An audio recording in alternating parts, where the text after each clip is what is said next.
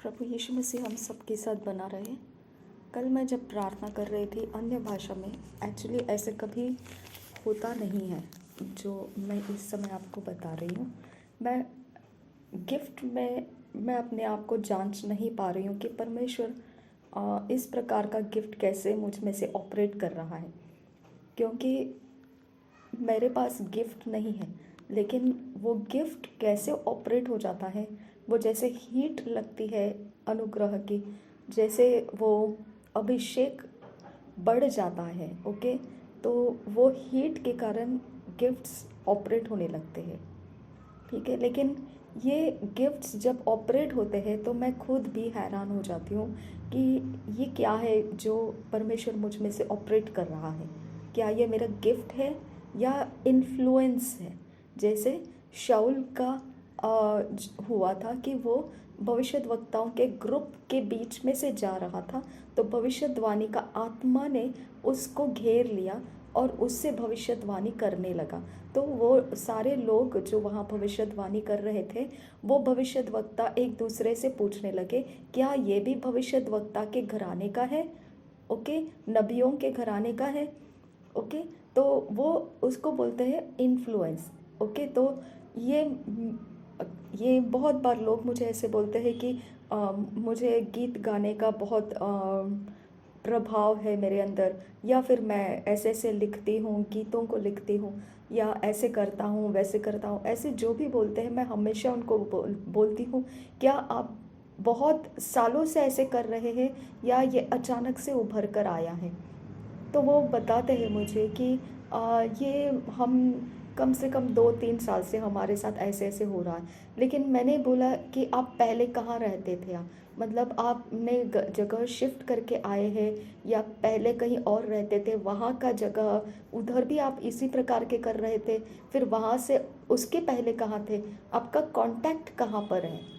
Okay, क्योंकि ये जैसे एक इन्फ्लुएंस होता है, प्रभाव होता है। अगर वो गिफ्ट का इंसान हमारे कांटेक्ट में आता है तो हम उस गिफ्ट में उस गिफ्ट के क्वालिटी में, ओके, उस गिफ्ट के क्या कहते हैं, उसके ऑपरेशंस में, वो गिफ्ट में नहीं, उसके ऑपरेशंस में हम करना शुरू कर देते। गिफ्ट का नाम होता है, जैसे प्रोफेसी का गिफ्ट, प्रार्थना करने का गिफ्ट, मेल मिलाप की इवेंजलिज्म की सेवा करने का गिफ्ट। ओके, तो गिफ्ट के नाम होते हैं, लेकिन ये अगर हम इवेंजलाइज नहीं कर सकते, इवेंजलिज्म नहीं कर सकते, लेकिन ऐसा हो जाता है कि हम इवेंजलाइज कर नहीं पाते, लेकिन एक दिन ऐसा हो जाता है कि हम इवेंजलिज्म करना स्टार्ट कर देते हैं। तो क्या ये मेरा गिफ्ट है?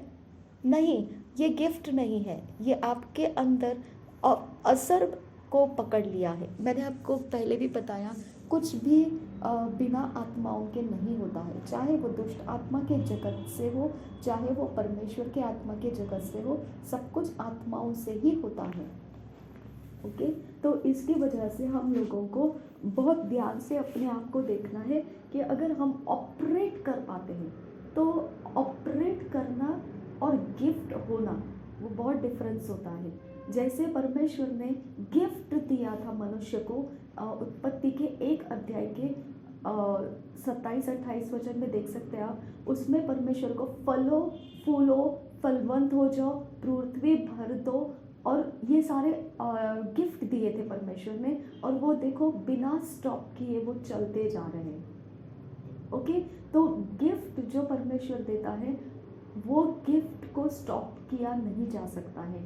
ओके, तो इन्फ्लुएंस जो रहता है, प्रभाव जो रहता है, वो एक दायरे के बीच में उस प्रभाव के एकदम हायर पावर के साथ कौन रहेगा उस प्रभाव में, मतलब वो गिफ्ट जिसके पास रहेगा, वो इसके लिए देखो कोई बांझ रहती है, उसके से बच्चे छुपा लिए जाते हैं, क्योंकि उसके पास बांझ का पावर ज़्यादा है, वो दूसरों को बांझ बना देगी।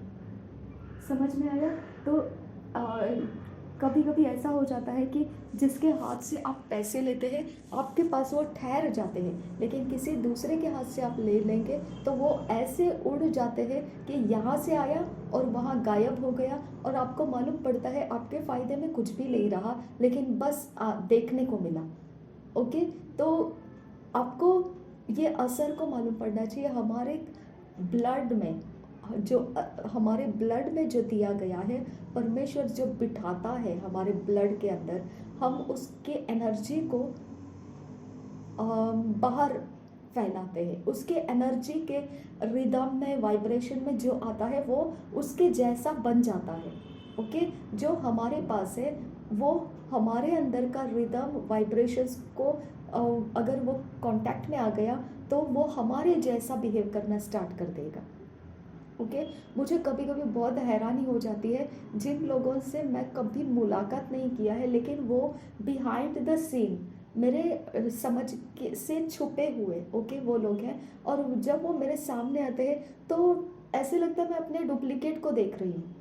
ओके, तो मैं सोचती हूँ ये लोगों से तो मेरा कोई वास्ता भी नहीं है, ये लोग मुझे आज मिले हैं, लेकिन ऐसे कैसे होता है कि ये लोग बिल्कुल मेरे जैसे ही बर्ताव में है, सोच में है।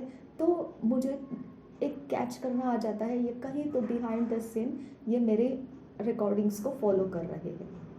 ओके, तो इस तरह से जो हमारे पावर रहते हैं, एनर्जी लेवल रहता है, वाइब्रेशन रहता है, फ्रीक्वेंसी रहता है, उसके आधार से एक रचना तैयार हो जाती है।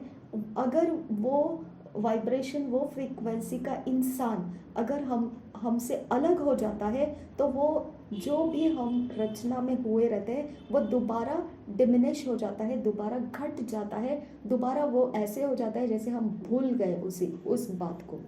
ओके, लेकिन अगर वो वाइब्रेशन कहीं नज़दीक आसपास रहेगा तो वो छूता रहेगा, यानी हमारे वाइब्रेशन को वो ऑपरेट करने की हलचल करता रहेगा।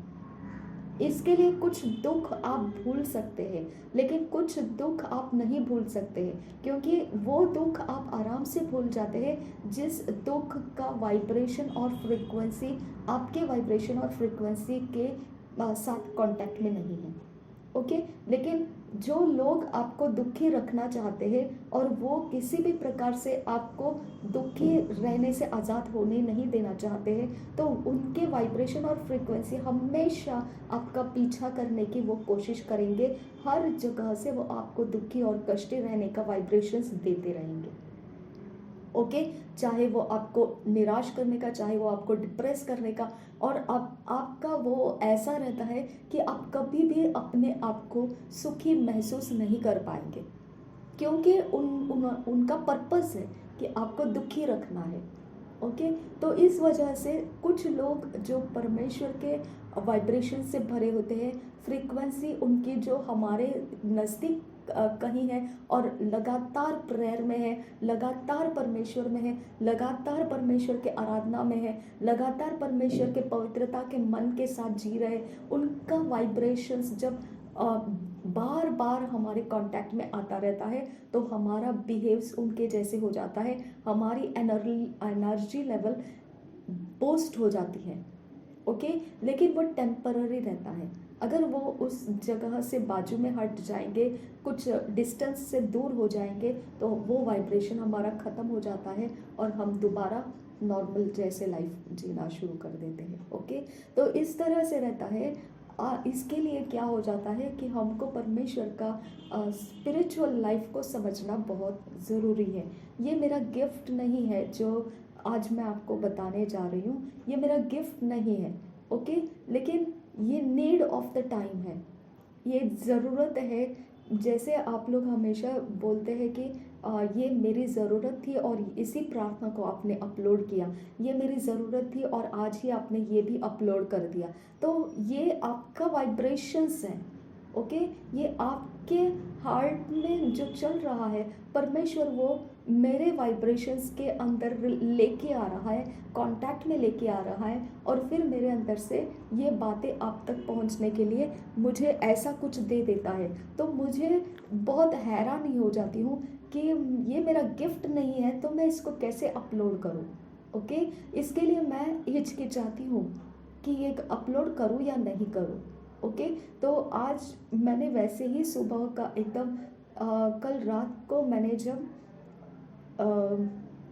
अन्य भाषा में प्रेयर कर रही थी, मिडनाइट प्रेयर्स जो रहते हैं, ओके, जो मैं 10 बजे, सवा 10 से शुरू कर देती हूँ, तो सुबह के वक्त में बहुत लेट तक वो चलते रहता है।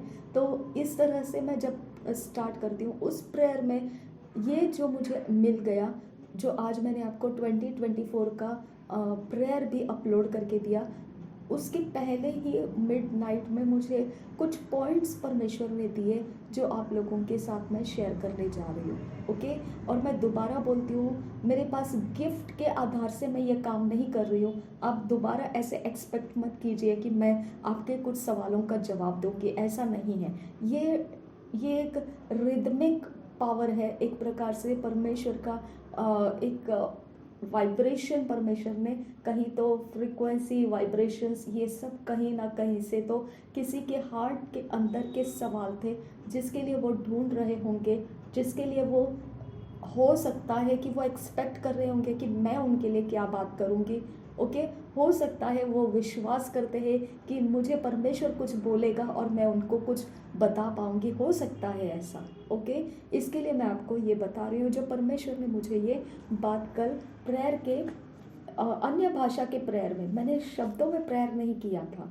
ओके, मैंने अन्य भाषा में प्रेयर किया था, और उसने मुझे जो परमेश्वर ने देना स्टार्ट किया था, मेरे पास किताब के अंदर लिखने का भी समय नहीं था, क्योंकि मैं खुद हैरान हो गई थी कि क्या दे रहा है परमेश्वर। मतलब मैं कॉन्फिडेंट, आत्मविश्वास नहीं रख पा रही थी कि ये मुझे आप तक पहुंचाना है। मैंने बोला ठीक है, इसे लिख तो लूँ, लेकिन परमेश्वर ने मुझे बोला इसे ऐसे ही मत लिख, इसे बाइबल के लास्ट पन्ने पर लिख। जब मैंने लास्ट पन्ना खोला, तो वहाँ पे मेरे हर साल के जनवरी मंथ में, ओके, जो वचन दिया गया था, मतलब ऐसा नहीं कि ये कोई प्रचारक ने वचन दिया, ऐसा नहीं, परमेश्वर ने मुझे जो दिया था वो डेट के साथ मैंने लिख के रखा है। और आज मैं देख रही हूँ कि उसी पेज के ऊपर मुझे दोबारा वो बाइबल के पीछे देखने को मिला कि अब मुझे इस साल का वचन परमेश्वर दे रहा है। तब मुझे कंफर्म हो गया कि ये 2024 का प्रार्थना है, और ये 2024 का वचन परमेश्वर हमको दे रहा है। ओके, वैसे इब्रानियों के पत्री हमारा 2024 के स्टार्टिंग में ही परमेश्वर ने दे दिया, लेकिन ये एक एरिया ऑफ लाइफ है जो ऐसा कोई सोच रहा होगा कि मैंने इस साल में कैसे जीना है। ओके, तो एक एक गाइडलाइंस परमेश्वर ने मुझे दिया, मैं आपको वो बताती हूँ। ओके, उसमें एक्चुअली सबसे पहले तो आपको पॉइंट्स के हिसाब से मैं बताऊंगी, क्योंकि पॉइंट के हिसाब से बताने से ये जल्दी से आपके समझ में आएगा कि आपको कौन से पॉइंट की ज़रूरत थी। ओके, पॉइंट नंबर 1 में हम देखेंगे, यहाँ पे ऐसा लिखा है मैंने, dismantle all that is not from God. जो भी परमेश्वर की ओर से नहीं है, वो परमेश्वर से बोलिए कि वो डिसकंटिन्यू कर दे, डिसमेंटल कर दे। डिसमेंटल यानी वो आपके लाइफ का स्ट्रक्चर बन रहा है, बिल्डिंग बन रहा है। ओके, लेकिन अगर वो परमेश्वर की ओर से नहीं बन रहा है, तो उसे उतार देना पड़ेगा। ओके, उसके जॉइंट्स को तोड़ना पड़ेगा। समझ में आया? तो वो उसको कहा जाता है डिसमेंटल। लेकिन डिसमेंटल करने के बाद दोबारा उसे जॉइंट भी किया जा सकता है। तो डिसमेंटल डिस्ट्रक्शन नहीं होता है, नाश नहीं होता है।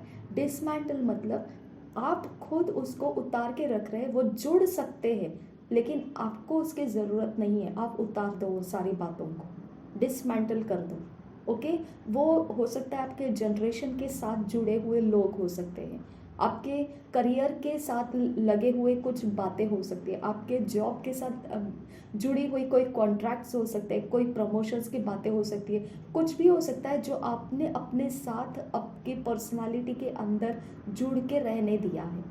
ओके, अब उसको उतार दीजिए। परमेश्वर बोल रहे जो प्रभु की ओर से नहीं है, उसको आप खुद उसको अनहुक कर दीजिए। ओके, आप उसे उस जोड़ को खुद निकालिए और जाने दीजिए उसको अपने रास्ते से, और अपने आप को खाली कर दीजिए। ओके, और दूसरा मैंने यहाँ पे लिखा है, increase in strength of God to walk in fire and not be burned, walk in water and not swept in their forces. तो परमेश्वर ने बोला आग के अंदर तुम चलोगे तो जलोगे नहीं, पानी के अंदर तुम जाओगे तो वो बहा नहीं सकेगी आपको, डुबा नहीं सकेगी आपको। ओके, यानी कि हमको उस कुव्वत को प्राप्त करना है। परमेश्वर बोलता है वो कुव्वत है, वो स्वर्गदूत है जो तुमको इस तरह का बना सकता है, वो स्वर्गदूत को प्राप्त कीजिए। ओके, वो उस स्वर्गदूत को प्राप्त कीजिए जो तुम आग में से जाओगे लेकिन वो तुमको जला नहीं सकती है। यानी आग खुद एक पावर है। ओके, आग ये एक स्वर्गदूत है, पानी एक स्वर्गदूत है। ओके, पानी डुबाने के ताकत रखता है, आग भस्म करने की ताकत रखता है या जलाने की ताकत रखता है, चोट पहुंचाने की ताकत रखता है। ओके, तो परमेश्वर बोलता है कि अगर तुमको उस स्वर्गदूत से टकराना पड़े, क्योंकि वो आड़े है तुम्हारे। ओके, वो पानी आड़े है, वो दो स्वर्गदूत है जो आड़े खड़े हैं, तुमको जाने नहीं देने वाले हैं। ओके, परमेश्वर बोलता है लेकिन तुम्हारे पास जो स्वर्गदूत होना जरूरी है, वो स्वर्गदूत वो होना चाहिए जो तुमको उस आड़े खड़े स्वर्गदूतों को, आग और पानी के स्वर्गदूतों को क्रॉस करके, चीर के तुम आगे निकल जाओगे और वो तुमको हानि कर नहीं पाएंगे। आपको समझ में आना है ये बात। शाबियान तुखासे इकब आसहील रबाहकासा रदीन इकम रुकुल रखासा, वो स्ट्रेंथ है, वो कुव्वत है, वो कुव्वत को प्राप्त करना है और वो स्वर्गदूत है। ओके, जो आपको आग के स्वर्गदूत और पानी के स्वर्गदूत जो आपका रास्ता रोक के खड़ा है, जो आपको आगे जाने नहीं देने का उसके पास ताकत है। ओके, वो ताकत का पार कराने वाला स्वर्गदूत आपको प्राप्त करना है। ऐसी कुव्वत आप अपने अंदर तैयार करो। ठीक है, और फिर यहाँ पे ये सेकंड पॉइंट हो गया। अब थर्ड पॉइंट है voice of the Lord make your enemy fear.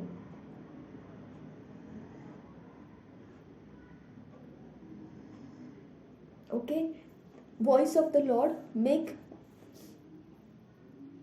Your enemy fear, ये तीसरा पॉइंट है। अब आपको यहाँ पे ध्यान देना है। आपको पता है आदम और हवा जब आए थे गिरा हुआ फल खाकर, फॉरबिडन फ्रूट खाकर जब आए थे, तब वो बोल रहे थे, परमेश्वर की आवाज़ उन्होंने सुनी। ओके, उसके चलने की आवाज़, मैं एक बार वो वचन को डायरेक्ट लेती हूँ क्योंकि परमेश्वर का आवाज़ ही है जो हमको उद्धार की तरफ लेकर आया।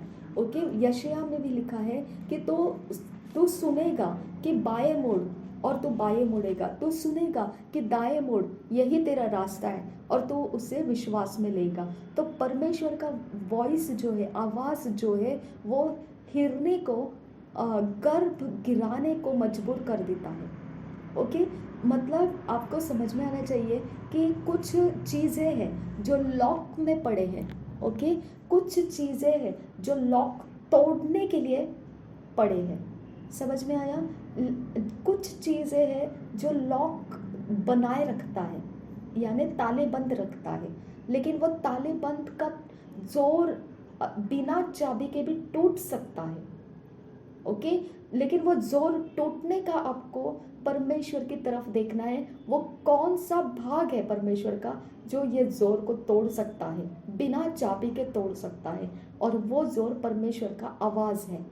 ओके, इसके लिए हमको यहाँ ध्यान देना है कि परमेश्वर का आवाज़ आपके शत्रुओं को डराता है।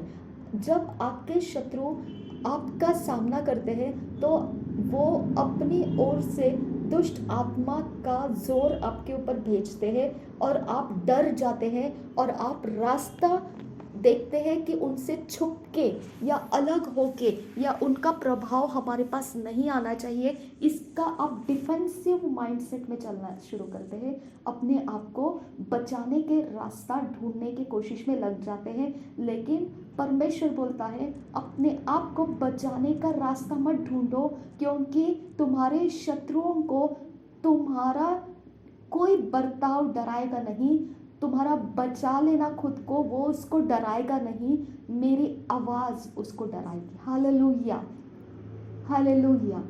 हमारे शत्रुओं को हम नहीं डरा पाएंगे। हमारे शत्रुओं को हमने बहुत सामना कर लिया।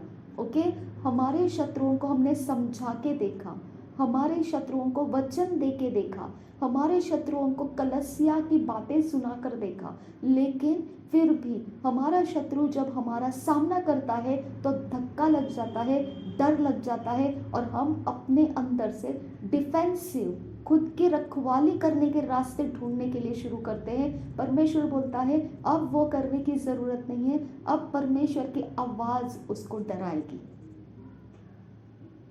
हालेलुया, अब परमेश्वर की आवाज़ उसको डराएगी।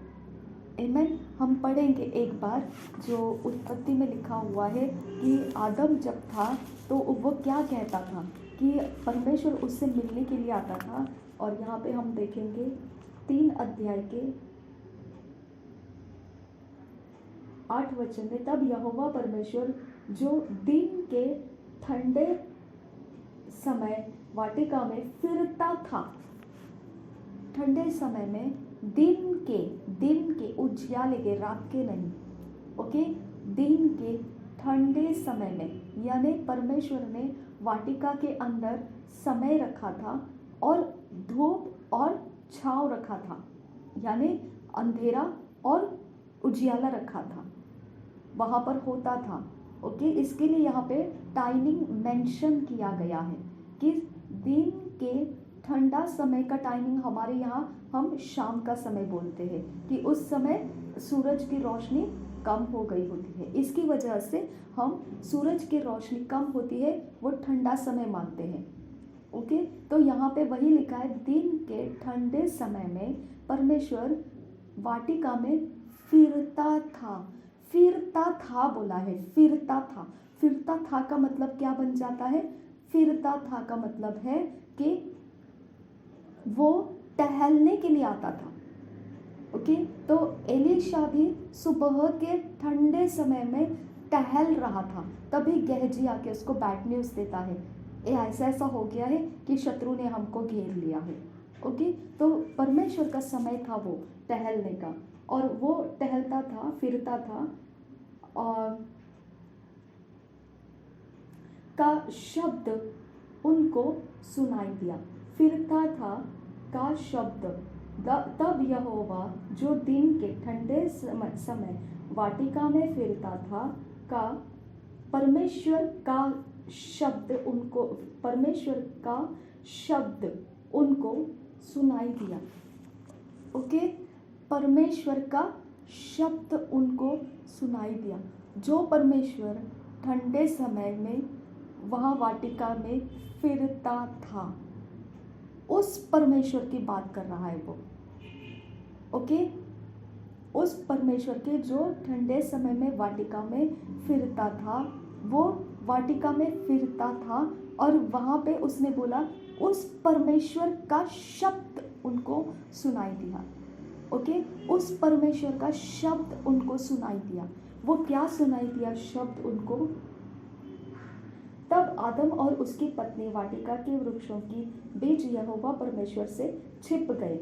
ओके, तब यहोवा परमेश्वर ने पुकार कर आदम से पूछा। अब पुकार कर कहा, ओके, शब्द सुनाई दिया, पुकार कर कहा, ये वॉइस हम बोल रहे हैं, परमेश्वर की आवाज़।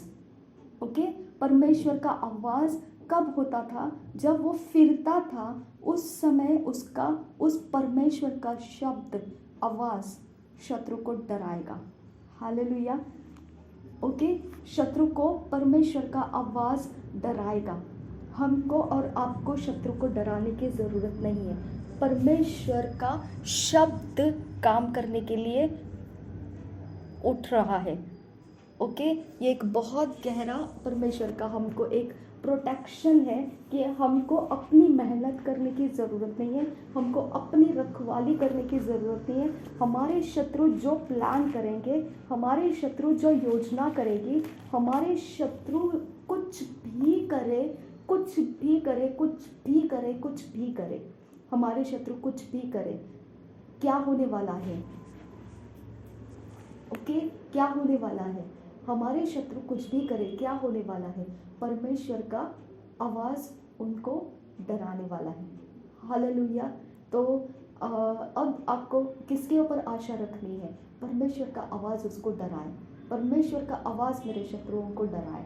आमीन। परमेश्वर का आवाज़ मेरे शत्रुओं को डराए। आमीन। हम नहीं डरा सकते हैं, परमेश्वर का आवाज़ मेरे शत्रुओं को डराए। आमीन। अब दूसरा फोर्थ पॉइंट जो है, यीशु मसीह का लहू सारे लोगों के लिए इस पृथ्वी के ऊपर जितने भी मनुष्य जाति पीढ़ियों में रहने वाले हैं, आने तक, यीशु मसीह के आगमन में होने तक जितनी भी पीढ़ियां हैं, उन पीढ़ियों के लिए प्रभु यीशु का लहू बहाया गया है। अब हमने यशायाह में सीखा कि प्रभु यीशु ने उनको भी मोल लिया। मनुष्य जो अन्य जाति में थे, जो इस्राएली नहीं थे, उनको भी परमेश्वर के लिए मोल लिया, खरीद लिया। ओके। अब परमेश्वर को खून देकर खरीदने वाले की ही क्या ज़रूरत थी? ये तो बहुत बड़ा रहस्य है, बहुत मिस्ट्री है कि मैंने बहुत इनके स्कॉलर्स की पढ़ाई करके देखा, मतलब उनके सारे बुक्स को, बाइबल को, टीचिंग को सब फॉलो करके देखा, लेकिन मैंने हर समय उनका यही एक डायलॉग सुनने को मिला, ये एक मिस्ट्री है कि परमेश्वर ने खून को ही क्यों सिलेक्ट किया, कि ऐसा परमेश्वर का खून के साथ क्या नाता था कि आदम और हवा के लिए भी उसने चमड़े के वस्त्र बनाए। तो इसका मतलब है उसने किसी को तो खून के बाद ही वो चमड़ा शरीर का उस उतार सका और आदम और हवा को दे सका, है ना। तो ये क्या कांटेक्ट पॉइंट है लहू के साथ परमेश्वर का। और परमेश्वर बोलता है लहू अटोनमेंट के लिए रखा है, प्रायश्चित के लिए रखा है, यानी परमेश्वर का गुस्सा ठंडा करना है तो खून बहाया जाता था। ओके। इसके लिए मौत का आत्मा को ठंडा करना है। ओके। मौत के आत्मा को भगा देना है तो लोग खून का बलिदान चढ़ाते हैं। ओके। और कभी कभी तो बहुत ज़्यादा लोगों का एक्सीडेंट करवा देते हैं, तो वो सारे इकट्ठा खून बह गया तो वो क्रोध जो स्वर्गदूत उनके पीछे तलवार लेके पड़ा है वो ठंडा हो जाता था। ओके। तो इविल किंगडम के अंदर भी खून के महत्व पता है, और खून भी किसका, आप देख सकते हैं, जिसके नथनों में श्वास है वो सब खून के द्वारा भरे गए हैं, जैसे पशु, प्राणी, ओके, पक्षी और मनुष्य। तो हम जितने भी लोगों के अंदर खून है, वो खून परमेश्वर ने बोला वो प्रायश्चित के लिए मैंने रखा। तो हम एक बात को समझ सकते हैं कि जब परमेश्वर मनुष्य को बना रहा था तो वो मनुष्य को उसने ध्यान रख के बनाया कि मैंने इसके अंदर खून को रखना है ताकि ये खून प्रायश्चित के लिए रहेगा। हालेलुया। यानी ये वो समय का खून नहीं है। आप गलती मत कीजिए ये बात को सोचकर कि जब उत्पत्ति का 3 अध्याय का 15 वचन में परमेश्वर ने गुस्सा आ गया, उसने श्राप दे दिया शैतान को, और आदम और हवा के समय को कठिन कर दिया, और फिर वहाँ से उसने खून के बारे में सोचने की शुरू की कि अब खून जो है वो उसके द्वारा माफ़ी आएगी और तब उसको चमड़े का वस्त्र पहनाया जाएगा। ये मत समझिए आप। ओके। ये खून परमेश्वर ने सृष्टि के वक्त ही तय किया था कि मनुष्य के शरीर में खून रहेगा। हालेलुया। मनुष्य के शरीर में खून रहेगा। ओके। और ये खून क्या रहेगा? ये बलिदान के लिए रहेगा, जिसके कारण परमेश्वर अपना क्रोध नहीं करेगा, जैसा नूह के वक्त में दिया था कि नूह के कारण वो उसने रेनबो को डाला था। ओके। सप्तरंगी धनुष रहता है आसमान में, उसको डाला था ताकि उसको देखने से वो इस बात को याद रखेगा कि मैंने ये वाचा बांधा है नूह के साथ कि वो कभी भी पृथ्वी को पानी से डुबाएगा नहीं, जिस तरह से उसने नूह के साथ किया, नूह के समय में किया था। ओके। तो इस तरह से परमेश्वर लहू का उसके कारण उसने मनुष्य के अंदर रखा कि मेरा गुस्सा उन मनुष्य के ऊपर नहीं आएगा। हालेलुया। तो उस वो गुस्से वाला परमेश्वर है। वो बोलता है मुझे रोकने की ताकत खून में है। हालेलुया।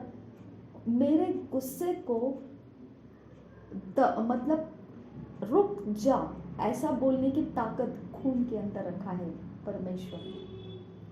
हालेलुया।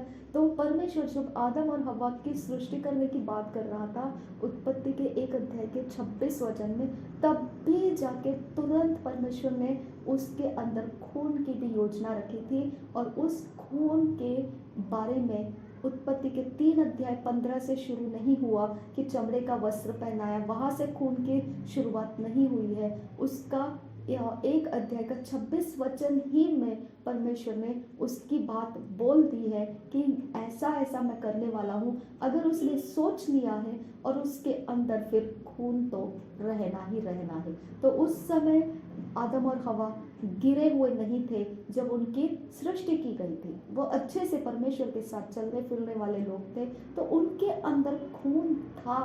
यानी खून था, प्राणियों के अंदर खून था, पक्षियों के अंदर खून था।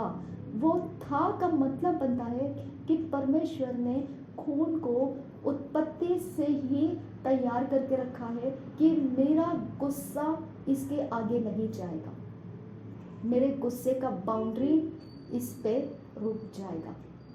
हालेलुया। तो परमेश्वर ने अपने लिए वो तैयार किया, वो खून उसने अपने खुद के गुस्से को छुपा देने की, छुपा नहीं मतलब कट करने का। कट ऐसा रहता है, कट का मतलब ऐसा रहता है वो आगे नहीं जाएगा, कट कर देगा। आगे जाओगे लेकिन बिना गुस्से के जाओगे। यानी गुस्से का बाउंड्री उसने खून रखा, और खून के यहाँ पे वो गुस्सा फेंक देना पड़ता है और फिर उसके आगे जाना है तो बिना गुस्से के साथ जाना पड़ता है। हालेलुया।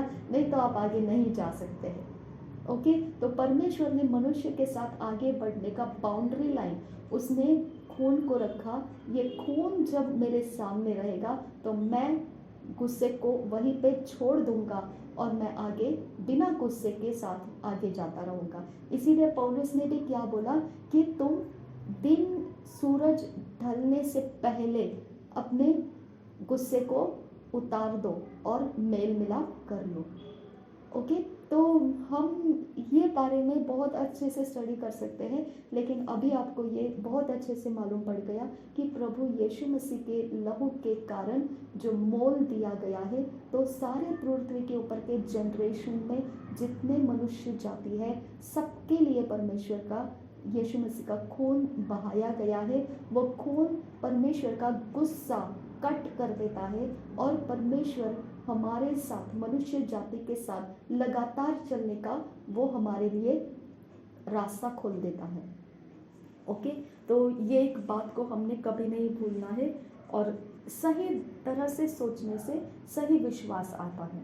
इसके लिए हम अपने सोच के लिए खाना देना है कि सही क्या है, और उसी के ऊपर हमारा विश्वास भी लेकर आना है। ओके। और हम देखेंगे 5th पॉइंट, हम कभी भी अपने सोल, हम देखो व्यवस्था के अंदर अगर देखेंगे, जो व्यवस्था परमेश्वर ने इस्राएलियों को दिया था, उस व्यवस्था के अंदर आप देखेंगे तो वो व्यवस्था जो है वो ऐसे थी कि उनको उसको एडॉप्ट करना पड़ा। एडॉप्ट यानी वो उसके अनुसार ज़िंदगी जीने वाले लोग नहीं थे। ओके। आपने देखा आदम ने क्या कर दिया, आदम और हवा ने क्या कर दिया, फल खा लिया। यानी वो परमेश्वर के व्यवस्था में रुकने वाली ताकत में नहीं थे। समझ में आया।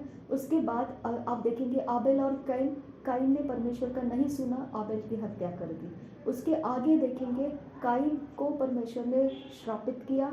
उसके आगे मनुष्यों के बीच में पार्टीशंस हो गए, अलग अलग। काइन का जनरेशन ये सब अलग हो गया। सेठ का जनरेशन परमेश्वर को पुकारने वाला बन गया।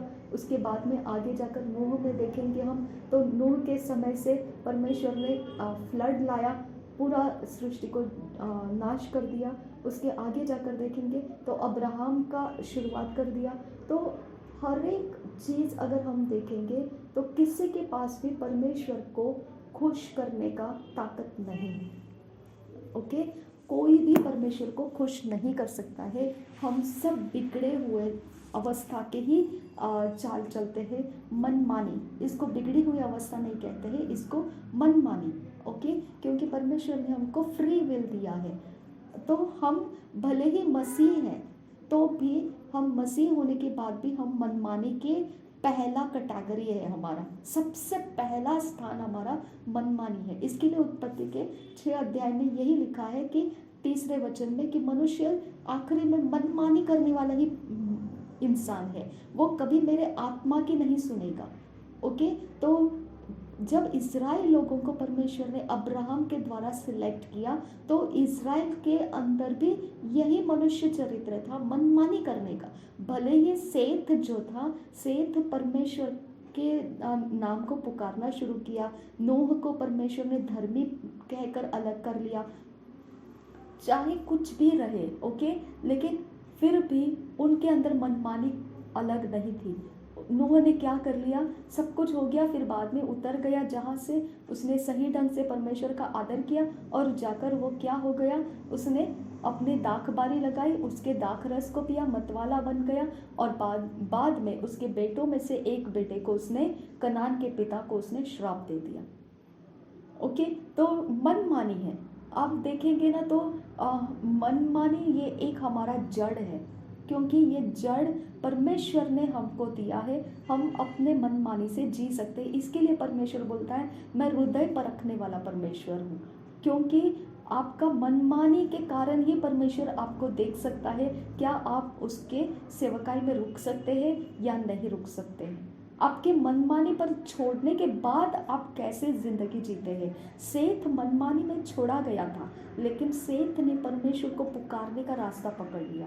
आबेल को मनमानी पर ही छोड़ा गया था, लेकिन आबेल ने परमेश्वर को भावने वाला बलिदान को और उसी के करियर और प्रोफेशन को उसने चुना था।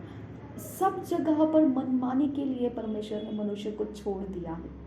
ओके, तो इज़राइल कोई नई अलग बात नहीं है, वो भी मनमानी के ही दायरे से जाने वाले लोग थे, लेकिन उनको व्यवस्था को एडॉप्ट करना पड़ा। एडॉप्ट यानी क्या होता है, जब आप एक छोटे बच्चे का जन्म देखते हैं तो वो मनमानी के साथ जन्मा होता है, लेकिन बाद में उसके परिवार के जन उसको कुछ आदतें एडॉप्ट करना सिखाते हैं। कैसे उठना है, कैसे बैठना है, कैसे डिसिप्लिन में रहना है, कितना तक बात करना है, कितना तक नहीं करना है, कितना अपने मनमानी को कंट्रोल में डालना है, किस जगह पर अपने मनमानी को छोड़ देना है। ये सारा स्ट्रक्चर रहता है जो उसकी पर्सनालिटी को बनाता है। बाद में वो बड़ा बनने के बाद उस स्ट्रक्चर के कारण, उस व्यवस्था में जीने के कारण वो अपना पृथ्वी के ऊपर अपना बसेरा बना सकता है। समझ में आया? तो स्ट्रक्चर के कारण, मनमानी के कारण नहीं। मनमानी को वैल्यू नहीं है पृथ्वी के ऊपर। ओके, मनमानी को वैल्यू नहीं है। परमेश्वर ने मनमानी इसीलिए दी है क्योंकि उसके अंदर से जब कोई कुछ करता है तब परमेश्वर को समझ में आता है ये किसकी आवाज़ सुनता है ज़्यादा। मनमानी से आपको परखा जा सकता है कि आप ज़्यादा क्या कर रहे हो, वही या तो परमेश्वर है या फिर वो शैतान है। ओके, तो इसके लिए परमेश्वर मनमानी पे छोड़ देता है, क्योंकि मनमानी के अंदर से जब आप चलते जाते हो तब परखना बहुत आसान हो जाता है कि ज़्यादा आप किसको प्रायोरिटी देते हैं, परमेश्वर को या शैतान को। समझ में आया? तो परमेश्वर बोलता है मैं तुमको जिद नहीं करूँगा, तुमको एडॉप्ट करना है। मैं जो व्यवस्था दे रहा हूँ उसको तुमने लागू करना है, अपने ऊपर दबाव में लेकर आना है। ओके, अगर तुम नहीं लेकर आए तो तुम मेरी प्रजा के बाहर फेंक दिए जाओगे।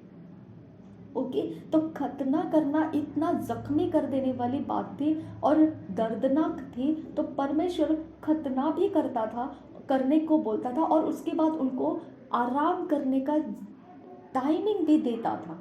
ओ शबियान तुका सियाल रबहो को से रुदा निकम उताल रहा सियांदुरा रिदिन इकुम शकिया बको सियांदुरा। परमेश्वर 40 दिन 40 रात इज़राइलियों को चलाया था, तो उनको खाना भी खिलाया था। वो उसके कपड़े भी तंग होने नहीं दिए थे, बीमार पड़ने नहीं दिया था। यानी एक मनुष्य का शरीर रचना, स्ट्रक्चर, व्यवस्था के नीचे लाने के बाद में भी परमेश्वर उस व्यवस्था के अंदर उनको बोलता है एडॉप्ट करो।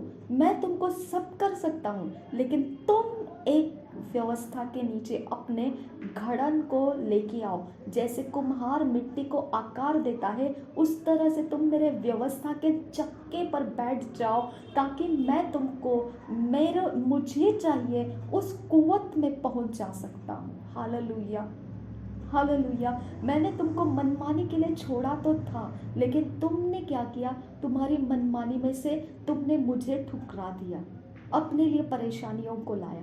अब तुम अपनी मनमानी को त्यागना सीखो और मेरे दिए गए व्यवस्था के ऊपर अपने आप को रख दो, ताकि मैं उस स्ट्रक्चर में तुमको बना पाऊँ, जिस स्ट्रक्चर में से तुमको मैं जो करना है उस जगह में पहुंच जा सकूं। हालेलुया। तो बी एटीट्यूड्स ऑफ जीसस क्या है?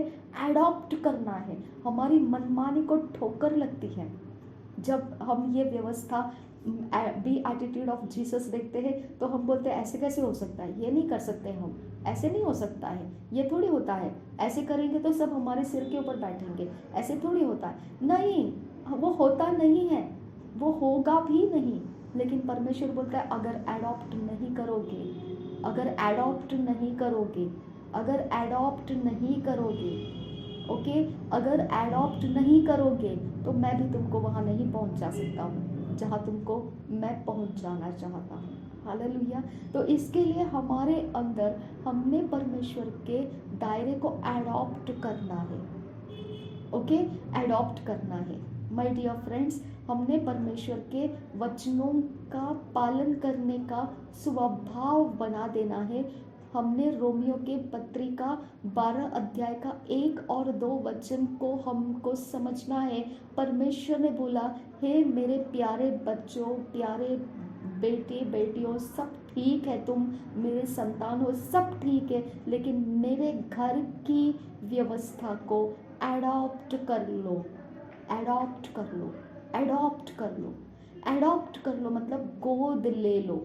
तुम्हारा मनमानी तुम्हारी रूट है, जड़ है, उसको तुम लेके चलोगे, लेकिन मेरे साथ नहीं चल पाओगे। तुमको मैं जो दे रहा हूँ उस बातों को गोद लेना पड़ेगा, तुमको उसे अपना लेना पड़ेगा, तुमको उसके अंदर अपने आप को देना पड़ेगा, अपने आप को उसके अनुसार ढलने देना पड़ेगा। ढल जाओ, ढल जाओ, ढल जाओ। कैसे बात करते हो? ढल जाओ। कैसे सोचते हो? ढल जाइए, ओके। किस प्रकार के कपड़े पहनते हो? ढल जाइए, ओके, ढल जाइए। जैसा परमेश्वर चाहता है उसके अनुसार ढल जाइए। हालेलुया। तो हमारा शरीर, आत्मा, प्राण परमेश्वर का व्यवस्था, आत्मा का व्यवस्था जो पत्रियों में लिखा है, जो बी एटीट्यूड्स ऑफ जीसस में दिया है, जो प्रभु यीशु मसीह ने कहा है, उसको हमने गोद लेना है। गोद लेना मतलब वो हमारा बच्चा नहीं है, लेकिन हम उसको गोद लेंगे तो पूरा उसको हमारे गर्भ से निकला हुआ बच्चा की तरह उसका पालन पोषण करने की जिम्मेदारी उठाते हैं, ओके। उससे कुछ छुपा के नहीं रखते हैं, ओके। उसके लिए तड़पता है हमारा मन, उसके लिए परमेश्वर चाहता है कि हम उस परमेश्वर के लिए हमारा मन तड़पे, परमेश्वर को हम अपना माने, उसके घर की व्यवस्था को अपना करें, ओके। तो दुनिया की व्यवस्था और परमेश्वर के व्यवस्था में फ़र्क है। परमेश्वर की व्यवस्था आपको पवित्र बाइबल से मिलता है, दुनिया की व्यवस्था आपको मनमानी में मिलता है, ओके। आपको मनमानी में, इसीलिए आप मनमानी के ही सरकार के नियम देखते हैं, क्योंकि लोगों के मनमानी को ठेस ना पहुंचे, इस बात के लिए वो बोलते हैं अगर उनके मनमानी के हिसाब से कानून बनाया जाए तो वो लोग परेशान नहीं करेंगे, तो उनके समझौता कर लेते हैं कि चलो तुमको पसंद है, इसके लिए ये सरकार नियम तुमको दे देती है, तुम ऐसा कर सकते हो, ओके। इससे क्या हो जाएगा? वो पलट कर वार नहीं करेंगे, वो उसके अंदर संतुष्ट रहेंगे, ओके, तो मनमानी के अंदर संसार चल रहा है, सरकार चल रही है और कानून चल रहा है, क्योंकि मनुष्य के मनमानी खतरनाक होती है। अगर उसको रोका जाएगा तो उपद्रवी बन जाएंगे लोग। इसके लिए मनमानी को ध्यान रखते हुए कानून रचाया जाता है।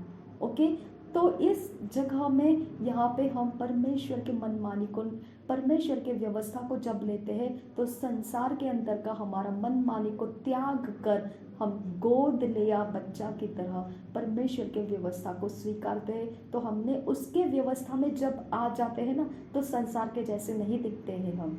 ओके, इसके लिए हमको ऑकवर्ड फील हो सकता है, लेकिन डरने की बात नहीं है। हमारा घराना बदल गया है, हम संसार के घराने में से टूटकर मसीही घराने के अंदर आ चुके हैं। मसीही घराने की व्यवस्था को अब हमने अपना लेना है, और प्रभु यीशु मसीह दुल्हा बोला गया है, कलसिया दुल्हन बोली गई है। तो दुल्हा दुल्हन को लेने के लिए आ रहा है। तो दुल्हन ने दुल्हा के घराने की औपचारिकता को सीखना पड़ता है। ओके, दुल्हा के घराने के नियम व्यवस्था को सीखना पड़ता है। दुल्हा के घराने को शोभा देता है वैसा शरीर रखना है, दुल्हा के घराने को शोभा देता है वैसा प्राण रखना है, दुल्हा के घराने को शोभा देता है वैसा आत्मा रखना है। हालेलुया। तो हमने इस बात को ये साल में सीखना है, और संसार को हमारे अंदर से मनमानी चाहिए। हमने मनमानी का रास्ता बंद कर देना है, और परमेश्वर का घराने के अंदर उसका घराना हम बन चुके हैं। तो उसका घराना क्या चाहता है, उसके अनुसार अपने आप को ढलाते जाना है, ढलाते जाना है, ढलाते जाना है। वो बिल्कुल संसार के विपरीत दिखेगा, विरोध दिखेगा, लेकिन हमको चिंता नहीं करना है, क्योंकि हम संसारिक घराने में नहीं है, अभी हम मसीही घराने में आ चुके हैं। ओके, तो ये एक पॉइंट आपको आज मैंने जो कल के इसमें से पाया वो एक है। अब उसके आगे हम देखेंगे, 5th पॉइंट हमने अभी पढ़ा। अब हम देखेंगे कि 6th पॉइंट हमने इस बात को सीखना है, how to claim anything you desire access for your reasons. Okay, अगर आपको कोई भी चीज़ इस संसार के अंदर अपने लिए उपयोग करना है, ओके, अब आप बोलेंगे, अब आपको तो बहुत अच्छे से आंखें खुल गई है कि संसारिक लोग जादू टोना सब इस्तेमाल करते हैं, सब प्रकार के आइडल वर्शिप करते हैं, सब प्रकार के चीज़ों को या आत्माओं को इस्तेमाल करके अपने बिजनेस चलाते हैं, अपने कारोबार चलाते हैं, अपने फैमिली चलाते हैं, अपने जनरेशन को चलाते हैं। तो हम इन बातों से कट के रहना चाहते हैं, लेकिन हमारा वास्ता इन्हीं लोगों के साथ आता है।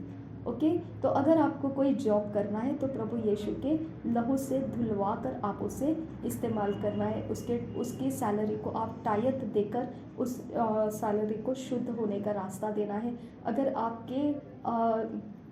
आपका कुछ भी ऐसा है जो आपको संसार के अंदर होकर लेना पड़ता है, जैसे आपका ग्रॉसरी है, तो वो तो आप किराने वाले तो कोई भी ऐसे नहीं रहते कि मसीही है, वो अपने तरीके से खून का बलिदान किया ही होता है। उन्होंने उनके सारी चीज़ों के ऊपर उन्होंने अपने तरफ से कुछ ना कुछ तो श्राप या आशीष डाला ही होता है, उनके फ़ायदे के अनुसार उन्होंने किया होता है, ताकि कस्टमर्स उनके पास आते रहे, उनका सामान बिकता जाए और पैसे उनको मिलते जाए। ओके, तो वो अपने तरह से कर रहे हैं, लेकिन फिर हम वहाँ से लेकर आने के बाद हमारे लिए जब लाया जाता है तो वो कैसा रहना चाहिए, शुद्ध रहना चाहिए। तो हमने उस शुद्ध करने का रास्ता सीखना है, प्रभु यीशु के लहू से धोकर शुद्ध करना है। हर चीज़ का पहला भाग आपने परमेश्वर को दे देना है, हर चीज़ का पहला भाग आपने परमेश्वर को दे देना है, हर चीज़ का। अगर आप ग्रॉसरी भी लाते हैं उसका भी पहला भाग निकालिए, आप परमेश्वर को देना है। आपके इर्द गिर्द कोई कलसिया ऐसे काम करती है जो लोगों की सेवा कर रही है, और उनके घर में अनाज, कपड़े या कुछ भी चीज़ें हैं जो लेते हैं वो, तो हमारे मसीहों के भाई बहनों के साथ रहकर जो ले रहे हैं उनके पास आप देना है। पहला भाग आपका हमेशा उनको जाना है। ओके, मैं और मेरे मम्मी ने और ऑफ कोर्स मेरे पापा और भाई थे तब भी हम लोग ये फॉलो करते थे। हम हमेशा पहला हम कलसिया में जाकर दे देते थे और बाद में फिर हम उस चीज़ों का, उन बातों का एंजॉय करते थे। ओके, तो अभी मैं एएनएम मिनिस्ट्री में जा रही हूँ, तो ऑफ कोर्स डेफिनेटली वो अपनी तरह से चलाते हैं, इसके लिए मुझे वो सब करना नहीं बनता है, क्योंकि मैं खुद ही अब जो है उसमें चला रही हूँ, तो इसके लिए इतना भंडार नहीं है मेरे पास। लेकिन फिर भी मेरे से जो परमेश्वर मुझे सिखाता है मैं उसको फॉलो करती हूँ। जो पहला है वो कलसिया को देना है, जो भी पहला है, चाहे वो सैलरी रहे, चाहे वो कुछ भी रहे, चाहे वो अनाज रहे, चाहे वो खेती का फसल रहे, चाहे कहीं का कुछ भी रहे, जो परमेश्वर के सामने पहला दिया जाता है, बाद में उसके पीछे से सब कुछ शुद्ध हो जाता है। आपको शुद्ध करके रास्ते बनाना आना चाहिए। जो भी आप उपयोग करना चाहते हैं, आप उसको शुद्ध करके रास्ता बनाना आपको आना चाहिए। ओके, ये आपका इस साल में आपको परमेश्वर की ओर से दिया गया सब पॉइंट्स हैं। ठीक है, इसके बाद और पॉइंट है,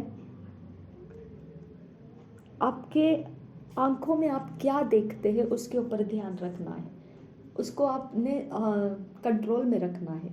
आपको पता है क्या आंखों में क्या दिखाई देता है? यीशु मसीह ने क्या बोला कि तुमने अगर अपने सोच के अंदर को कर्म किया तो तुमने शरीर से ही को कर्म कर दिया। सोच के अंदर आपको क्या मिल रहा है, आप क्या अपने सोच में क्या ले रहे हैं, उसके ऊपर ध्यान रखना है, क्योंकि वहाँ से आपका अशुद्धता फैलता जाएगा। ओके, तो आपको सोच के अंदर परमेश्वर को पवित्र और शुद्ध रखना है। अब उसके बाद मनुष्य में से निकलने वाले सब कुछ को परखो। सब कुछ को परख कर लेना है। अगर कोई मनुष्य आपको बहुत ज़्यादा फेवर दे रहा है तो परखो क्यों दे रहा है। अगर कोई मनुष्य आपसे दुश्मनी कर रहा है, परखो क्यों कर रहा है वो। ओके, परखो। आप ये मत सोचो अगर कोई आपको अच्छा करते जा रहा है तो आप बोलेंगे वाह परमेश्वर का फेवर मुझे आ रहा है, लेकिन आप नहीं जानते हैं कि वो अच्छा इसीलिए कर रहा है कि आप देखो, एक एडवर्टाइज आता है कॉकरोच को मारने का, उसमें वो झाड़ू लेकर मारने के लिए जाता है, लेकिन एक लेडीज आकर उसको बोलती है ऐसे नहीं मारना है, खाने दीजिए, पीने दीजिए और मर जाएंगे वो वैसे ही। ओके, तो आप समझे ना इस बात को कि इस प्रकार का है कि इंसान सोचता है अरे अच्छा है अच्छा है अच्छा है, कोई बात नहीं है, लेकिन पीछे उसका मोटिव क्या था, मार डालना। ओके, वो खुद आएंगे, तो खुद कैसे आएंगे, क्योंकि वो खाना पीना है, तो खुद आएंगे और खाएंगे पिएंगे और मर जाएंगे। ओके, तो हर चीज़ को परखो, आप हर चीज़ को शुद्ध करो और प्रभु यीशु के लहू से शुद्ध करो और परखो कि कोई इंसान क्यों फेवर कर रहा है आपको, कोई इंसान क्यों आपके बारे में इतना केयर कर रहा है, या आपके बारे में क्यों इतना जानकारी इकट्ठा कर रहा है, आपके पीछे इतना समय क्यों लगा रहा है। ओके, ध्यान रखिए इस बात को, क्योंकि हो सकता है वो आपके स्पिरिचुअल मैच्योरिटी को या स्पिरिचुअल डेस्टिनी को जानते हुए आपको पीछा कर रहा है।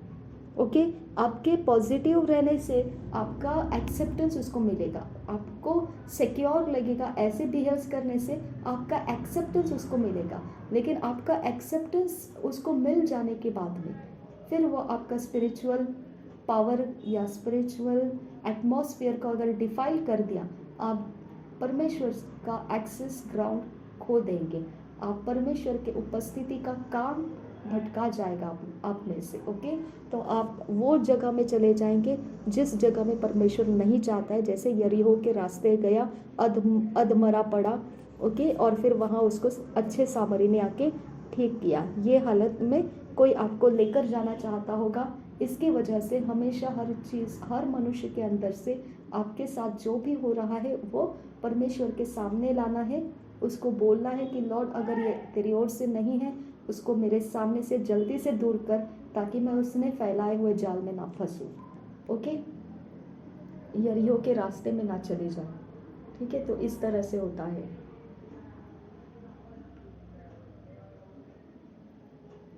अब हमने उपवास करना पड़ता है, और हमने कभी कभी एस्तर को देखिए, एस्तर ने 3 दिन का न खाना न पीना ऐसा उपवास किया था। एक्चुअली कुछ डीमंस ऐसे हैं जो हमारे खाने पीने के द्वारा सरवाइव करते हैं। ओके, अगर हमने खाना छोड़ दिया तो वो रुक नहीं पाएंगे हमारे साथ, अगर हमने पीना छोड़ दिया तो वो रुक नहीं पाएंगे हमारे साथ। इसके लिए एडिक्शंस होता है, कोई बहुत नशा करता है, कोई बहुत स्मोकिंग करता है, कोई तंबाकू छोड़ नहीं पाता है। ओके, कोई खाने पीने में ग्लटन बन जाता है। ओके, ग्लटन यानी खाते ही रहता है, पीते ही रहता है, बस इसको एक तलब लगते रहती है, ये खाना है, वो खाना है, वो खाना है, वो खाना है, क्योंकि वो स्पिरिट है जो इस प्रकार के ग्लटन को क्रिएट करते हैं, क्योंकि उनको चाहिए रहता है, वो उसके बिना सरवाइव नहीं कर सकते, रह नहीं सकते हैं। ओके, तो आप देखते हैं गदरीन के दुष्ट आत्मा ग्रस्त में बहुत सारे दुष्ट आत्माएं थी। तो ऐसे बहुत सारे दुष्ट आत्माएं रहती है जिनको अलग अलग काम करना होता है। कोई रिजेक्शन का काम करेगा, कोई फेलियर का काम करेगा, कोई डिप्रेशन का काम करेगा, कोई डिसअपॉइंटमेंट का काम करेगा, जो भी काम उनको दिया है। लेकिन कुछ दुष्ट आत्माएं रहती है जिनको वो काम करने के लिए मनुष्य के साथ अगर रहना है तो उसको खाने वाले मनुष्य चाहिए।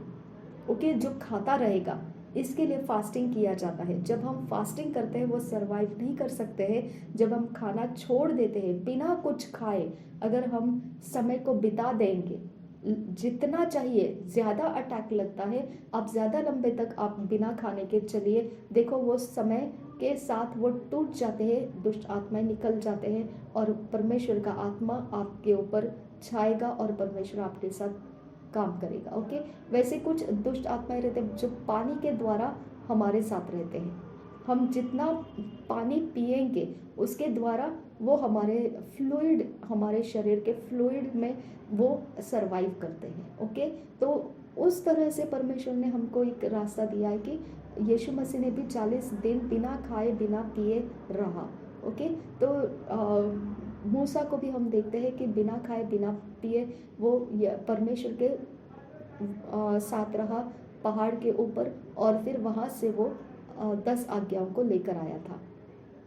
ओके, तो इस तरह से हमको समझ में आना चाहिए कि उपवास करना खाने छोड़ने के साथ और पीना छोड़ने के साथ। ओके, इससे हमारे एडिक्शंस के स्पिरिट्स निकल जाएंगे। इसके कारण हमारा जो भी डीमंस है, जो जहाँ कहीं से भी खाने के कारण हमारे साथ कनेक्टेड है, टूट जाएगा, पीने के कारण कनेक्टेड है, वो टूट जाएगा। हम बार बार रिपीट करते रहेंगे फास्टिंग को, तो वो बार बार टूटते रहेंगे, बार बार टूटते रहेंगे। आपको एक समय आ जाएगा कि वो हमारे साथ रहना बंद कर देंगे। ओके, अब दूसरा पॉइंट ये है,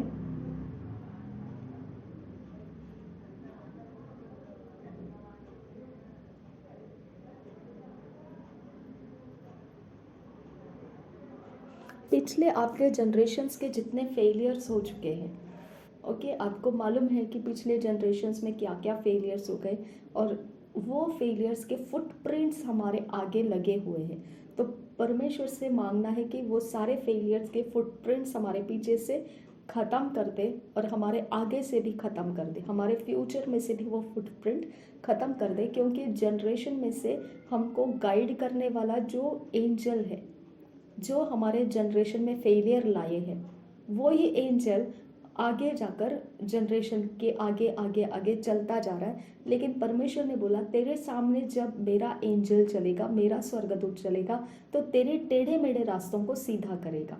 तो वो हमको एंजल मांगना है परमेश्वर से, जो हमारे जनरेशन के फेलियर्स को मिटा देगा, टेढ़े मेढ़े रास्तों को मिटा देगा, और सीधा सरल रास्ता, जो पहाड़ है उसे ज़मीन स्तर बनाने वाला रास्ता बनाएगा। ऐसे रास्ते से हमको लेकर जाएगा जिसके द्वारा हम परमेश्वर के डेस्टिनी में पहुंच सकते हैं। तो जनरेशन के पीछे से आने वाला जो भी एंजल्स है उसको हटा के परमेश्वर के एंजल्स को मांगिए, और परमेश्वर के वचनों को उसमें भरिए, और उस तरह से भरिए जो आपको चाहिए ये वचन है परमेश्वर का, तो ये वचन मेरे लाइफ में चाहिए। तो आप जितना हो सके उतना परमेश्वर का वचन अपने जनरेशन के लिए बोलते रहिए, ताकि वो फुटप्रिंट बनेंगे और जो शैतान के एंजल ने लगाए हुए फुटप्रिंट से वो मिटा दिए जाएंगे। तो परमेश्वर के वचन सारे जितने भी ब्लेसिंग के वचन है, प्रॉमिसेस के वचन है, आप अपने जनरेशन के लोगों के लिए बोलते रहिए, वो फुटप्रिंट बन जाएंगे। ओके, वो आने वाले पीढ़ियों के फुटप्रिंट बन जाएंगे। अब मैं आपको ये बताती हूँ कि देखो, जब खतना नहीं हुआ था, जो बच्चे रास्ते में जन्म लिए थे और जो इजरायली थे मिस्र देश से लाए हुए, वो मर गए थे रास्ते में, और उनके बच्चे ही सिर्फ जीवित रहे थे, और उनके बच्चों के बच्चे आ गए थे, उनके पोते आ चुके थे, लेकिन वो ही थे जीवित। तो उनको लेकर परमेश्वर ने यहोशू तक पहुंचा दिया, और यहोशू तक जाने के बाद में फिर यहोशू को बोला कि अब तू इनका खतना कर। यानी हमारे जनरेशन में ऐसे लोग हैं जो अभी तक प्रभु में नहीं आए। ओके, तो इसका मतलब वो प्रभु में कभी नहीं आएंगे, ऐसा नहीं है। इसका मतलब ये भी नहीं है कि अगर वो मर गए तो प्रभु में नहीं रहेंगे, ऐसा भी नहीं है।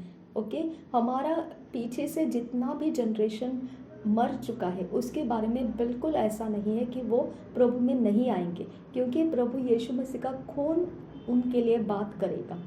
ओके, प्रभु यीशु मसीह का खून उनके साथ बात करेगा और उनको छुड़ाएगा।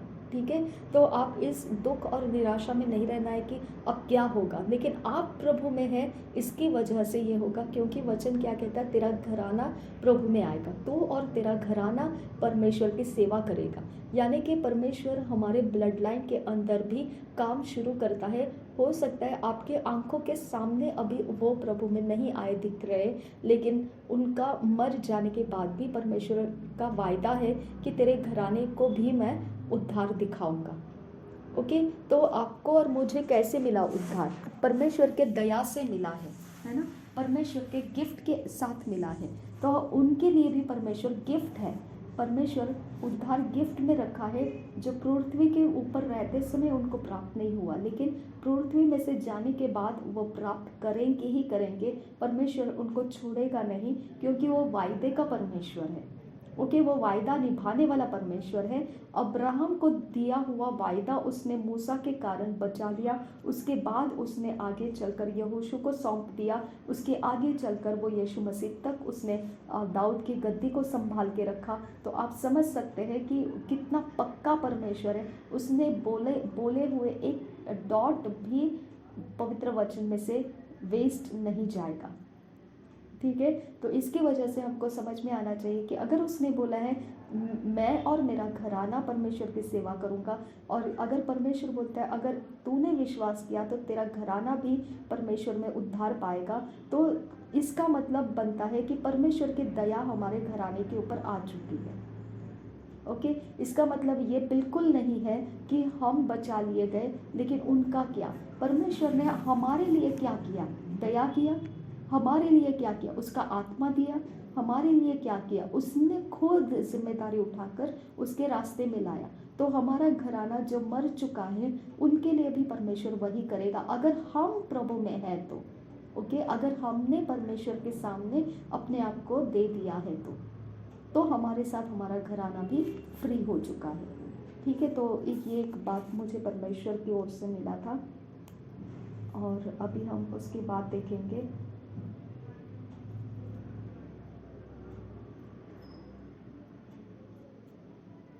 जितना हो सके उतना आप, अभी लोग बोलते हैं ना आपके प्रियजनों की रखवाली हो, तो जितना हो सके उतना आप इस पृथ्वी के ऊपर के लोगों को प्रियजन बनाइए। जितना बढ़ा सकते अपने दायरे को उतना बढ़ाइए, क्योंकि वचन में लिखा है, हे बांझ तेरी संतति उतनी होगी जितनी जो ब्याही हुई रहती है उसकी संतति है, उससे भी ज़्यादा तेरी संतति होगी। तो अपने तंबू को तान कर, खींच कर, लंबा कर दे, चौड़ा कर दे, क्योंकि चारों दिशाओं से मैं तेरे पुत्रों को लेकर आ रहा हूँ, है ना। तो परमेश्वर हमको बोलता है तेरे लव्ड वंस बहुत ज़्यादा बना ले तू। ओके, कंजूसी मत कर, गिने चुने लोग तेरे प्रियजन मत बोल, तू अपने प्रियजनों में बहुतों को शामिल कर। जब परमेश्वर ये हमको बोलता है। तो इसका मतलब हमारे पास जब हमारे प्रियजन कितने हैं गिनती करने का समय आएगा तो हम गिनती नहीं कर पाए, इतने हमारे प्रियजन बनाना है हमको। बनाना है मतलब हमने अपने अपने अंदर रखना है, उनके लिए स्पेस रखना है कि वो हमारे प्रियजन बने रहे, ताकि परमेश्वर जो उनके लिए हमारे द्वारा करना चाहता है वो कर पाए। क्योंकि अगर वो हमारे प्रियजनों की लिस्ट में नहीं है तो जब परमेश्वर हमको कुछ करने के लिए देता है उनके लिए, प्रियजनों के लिए, तो हम उन्हीं लोगों तक उसको पहुंचा पाते हैं जो हमारे प्रियजन की लिस्ट में है। इसके लिए परमेश्वर बोलता है अनलिमिटेड तेरे प्रियजन बना, ताकि जब मैं तुझे तेरे प्रियजनों को कुछ देना चाहूँ तो अनलिमिटेड लोगों तक वो पहुंच जाएगा। ओके, तो परमेश्वर बोलता है अब तेरा दायरा बढ़ा दे, तो गिने चुने लोगों को अपने प्रियजन मत रख।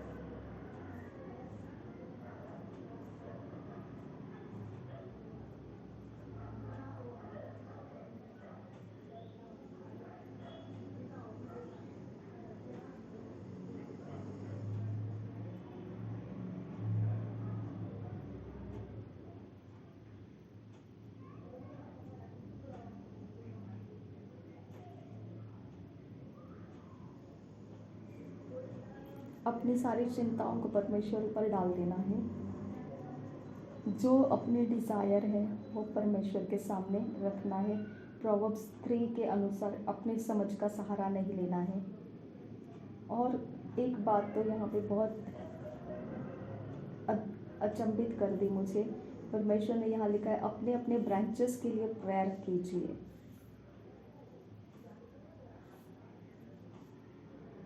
सारे फेलियर्स के फुटप्रिंट्स जो भी अपने ब्रांचेस में, कलसिया की ब्रांचेस के लिए प्रेयर करो, ये दिया है। सारे ब्रांचेस के लिए, अपने अपने ब्रांचेस के लिए आप अपने अपने खुद के ब्रांच के लिए प्रेयर कीजिए। आप जहाँ कौन से भी ANM ब्रांच में होंगे आप अपने ब्रांच में प्रेयर कीजिए। अगर आप दूसरे कलसियाओं के किसी ब्रांचेस में हैं तो अपने ब्रांच के लिए प्रेयर कीजिए। ओके, तो जो भी जिस भी कलसिया के ब्रांचेस में है, ब्रांचेस में जिस ब्रांच में है, जिस शहर में है, उस ब्रांच के लिए प्रार्थना कीजिए। ओके, और कलसिया के लिए प्रार्थना करना है हमको। ये अलग पॉइंट मैं आपको बता रही हूँ, ये भी वहीं से मिला है मुझे, अन्य भाषा के प्रार्थना में से।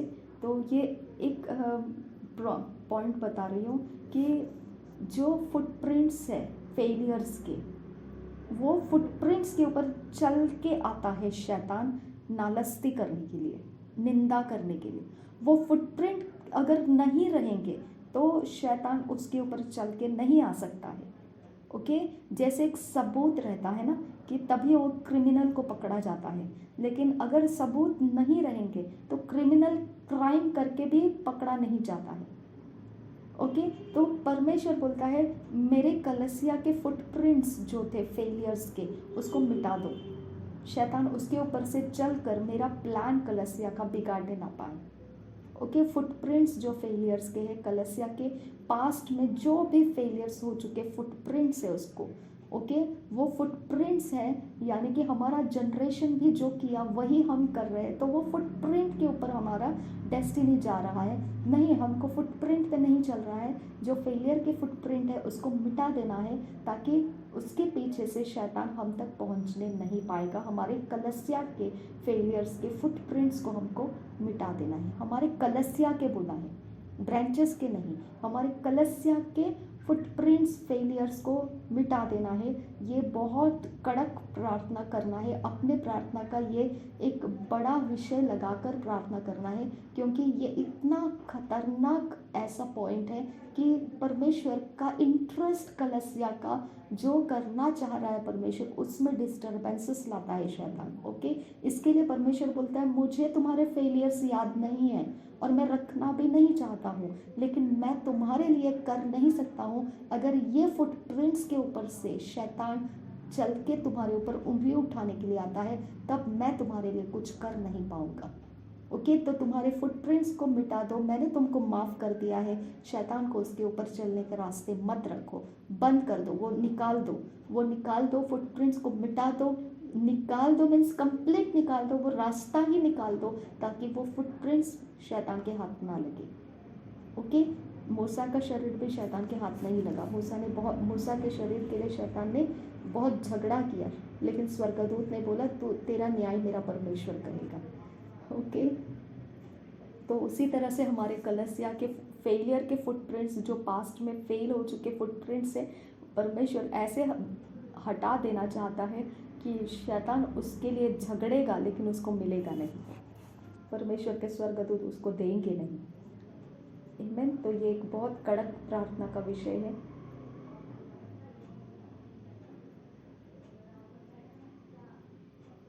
सक्सेस की तरफ जाने वाले वचनों को बोइए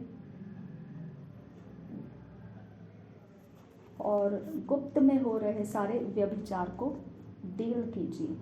गुप्त में हो रहे, गुप्त में यानी आपके सोच में कर रहे आप व्यभिचार, उस व्यभिचार का सामना कीजिए। ओके। आप सोच में जब गिर जाते हैं वहाँ व्यभिचार होता है। यीशु मसीह ने बोला अब तो बहुत दूर है कि तूने गुस्सा करना, व्यभिचार करना, ये अब शरीर का कर्म के हिसाब से नहीं गिना जाता है। अब ये इतना नज़दीक आ चुका है कि अब तो सोच के अंदर से ही गिनती किया जाता है क्या तू पवित्र है या नहीं। तेरे सोच के कारण तू पवित्र या पवित्र नहीं, ऐसा पकड़ा जाएगा। ओके। तो इसके लिए तू अब इतने दूर इंतज़ार मत कर कि तेरे शरीर से कुछ हो तो वो पकड़ा जाता है, ऐसा नहीं है। सोच के अंदर तू उसको कैच कर ले और अपने आप को सीधा रास्ता दे दे। ओके। तो परमेश्वर ने जिम्मेदारी दिया है। प्रभु यीशु मसीह हम सबके साथ बना रहे। ये एक बहुत ही ज़बरदस्त विषय परमेश्वर ने कल अन्य भाषा के द्वारा मुझे दिया और मैंने आप तक लाया। परमेश्वर इस सारे बातों को आपके समझ में लाए और आप इसमें से कौन से पॉइंट के लिए आप इंतज़ार रखे हैं वो पॉइंट अपने डायरी में नोट डाउन करें। आपके जवाब है इस पॉइंट में, आप उसे नोट डाउन कीजिए। आपको सब पॉइंट्स अगर जवाब जैसे लगते हैं, आप सारे पॉइंट्स अपने डायरी में नोट डाउन कीजिए। देखिए ये मेहनत का काम है। ये ऐसा नहीं है कि आपने सुना और आपने अपने दिमाग में रख लिया और फिर कल जाके कुछ महीनों के बाद दोबारा आप सवाल करेंगे ऐसा ऐसा है, ऐसे क्या करूँ मैं। नहीं, इसका मतलब आपने जब पॉइंट दिए उसको लिख के नहीं रखे और रोज़ आप उसके अनुसार अगर मनन करेंगे तो आपके प्रॉब्लम्स ही नहीं आएंगे आपके सामने, क्योंकि परमेश्वर ने जवाब दे दिया है आपको। ओके। तो कल कुछ महीनों के बाद जाकर दोबारा ये सवाल मत कीजिए ऐसा क्यों हो रहा है मेरे साथ, क्योंकि ये पॉइंट आपने सीरियस नहीं लिए। इसके अंदर आपके जवाब थे। अगर इस डायरेक्शन को आप चलना शुरू करेंगे, उस प्रॉब्लम में आप फंसेंगे ही नहीं, उस प्रॉब्लम के बाहर रहेंगे आप। अगर ऐसा नहीं करोगे तो अंधेरा छा जाता है और आप समझ नहीं पाते आप कैसे ऐसे दलदल में आ गए। ओके। प्रभु यीशु मसीह हम सबके साथ बना रहे। आमीन आमीन।